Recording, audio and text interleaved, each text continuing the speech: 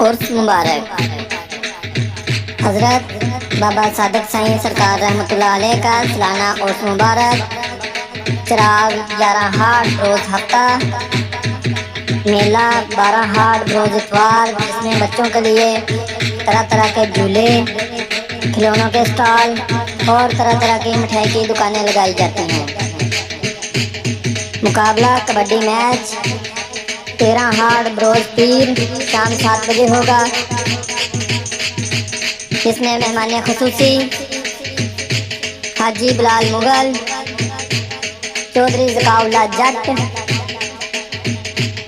Kabaddi chairman Alhaj Chaudhary Muazzam Ali भट्टी। Kabaddi match का पहला इनाम 1 लाख, कबड्डी मैच का दूसरा इनाम 50,000 होगा।